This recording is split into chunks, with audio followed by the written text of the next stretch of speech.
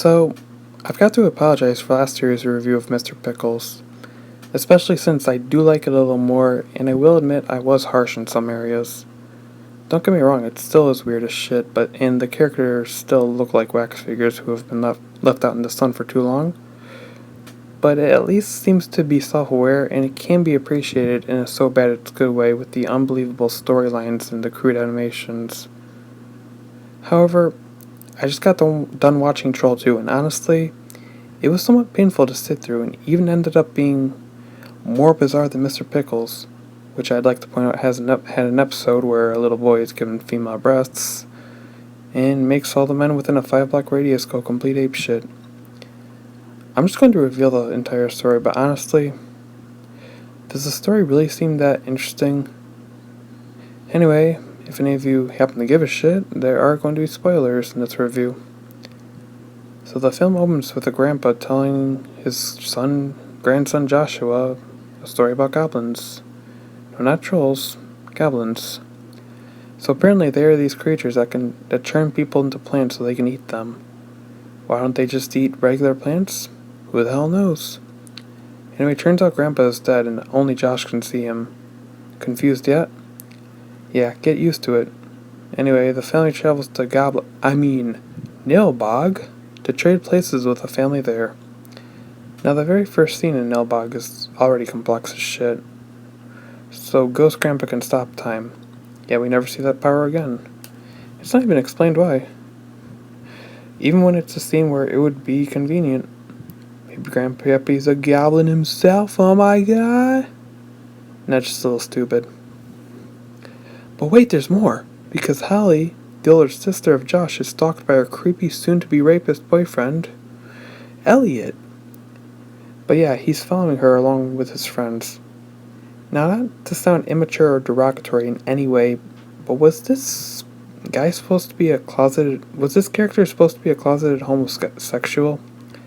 No, I'm serious. There are scenes in this film that would imply just that, such as when Holly said something about him bringing his friends to bed, in the scene where two of his friends are sleeping in the same bed together without a shirt on. Yeah, I don't know either. Also, the family does not seem related at all. Also, why are Elliot's friends even in this movie? Anyway, Holly bitches about how her boyfriend isn't coming with them, only to flip him off when she sees him driving by. The consistency in this movie is something else, it truly is. Anyway, Josh has to stop his family from eating the food that changes them into a plant after his ghost grandpa stops time. But how does he do it? Well, he just simply takes it out of their hands. That's all. I'm kidding. That's what all the basic bitches do.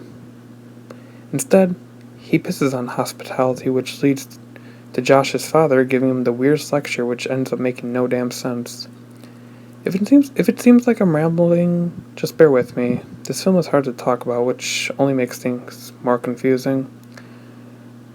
Also, the soundtrack is weird. So when Elliot's friend, Blue Shirt Guy, leaves, he encounters a girl on the run in the woods and a group of goblins chasing her.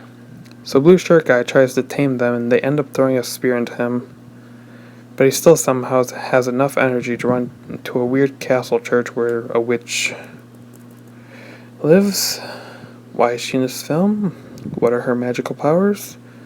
Well, aside from making the plot even more confusing, I honestly have no other guesses. But hey, the oh my god scene is here, so there's that. Oh, and I think she created the goblins, but who gives a shit, honestly. So in the end, Irrelevant Girl is eaten and Blue Shirt Guy is Blue Shirt Guy. But who gives a shit about that? Back to the Jeffer Andersons. Or whatever the hell the family surname is. I don't really give a shit. Anyway, Holly sees Grandpa in the mirror, which not only makes the plot more confusing, but also hurts it a little. Oh, and she smokes weed, but we never see that happen. So why doesn't Grandpa just expose himself to the rest of the family and get them to believe Josh that way? Well, in his words, it's because his mom won't take his advice. This guy really is a stupid old fuck, isn't he? Oh, big surprise, Nilbog is goblin spelled backwards. Holy shit, I'm shook. This movie has absolutely no subtlety in it whatsoever, yet 90% of the characters are too fucking stupid to notice. Anyway, more tedious shit happens along the way, and Elliot is all of a sudden everyone's wet dream in the family. But now Grandpa can interact with the real world, yay! So now the movie is almost over, right? Yeah, keep dreaming because this movie isn't nonsensical enough. The witch is also to be revealed to be a goblin, I think. Holy shit, this movie's something else. Oh, and popcorn sex. Yep, that drove the plot forward. This movie is fucking boring. So I'm just going to skip to the end because honestly, who gives a shit? So Josh destroys the goblins by eating a bologna sandwich. You know, if Twilight Sparkle were to appear in this film as a supporting actress, I would not be surprised at this point. Speaking of which, it wasn't the bologna sandwich that killed the goblins. I know, big shock. Instead, it's the magic of friendship or some shit. So the goblins die from... They just die because... Just because. And the family returns home acting like nothing happened. The fuck? Oh, but it turns out the goblins followed them there. This movie was fucking stupid. Holy shit, this film. I liked it at first, and I thought, okay, I guess I'll have another so bad it's good film to add to my list. But as it continued, it strayed farther and farther from that list. And I tried giving it the benefit of the doubt, but I only became more and more bored as it continued. Hell, by the end of it, I was literally ripping out strands of my hair because the film would just never end. But hey, it's not a total loss since I did find some positives. There are some moments of so bad it's good. The dream sequence in the car is somewhat unnerving, but still ruined by the painful acting. The fact that the goblins get rid of all the food so that the family will have to eat nothing but the green poison is a little smart. I was sort of on edge when the goblins tried to feed Josh ice cream. A few average mirror scares.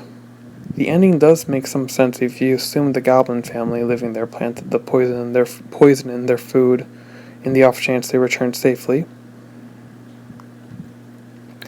But that still doesn't change the fact that this film is painfully slow, which only makes the film unenjoyable to painful levels. I could go on and on about this film, but all I'm going to say is go watch I Hate Everything, Search for the Worst on this. He pretty much sums up my feelings on this film. I give this film a plant. Seriously, go watch Stay Out of the Basement. It's a much better plot than this. Hell, go watch Mr. Pickles. You'll at least have more fun. Well, at least I had more fun. I cannot wait for season 4 in December. Maybe I'll do a review on the first episode, I don't know. But anyway, thank you for watching, and don't forget to like and sub for more blah blah blah.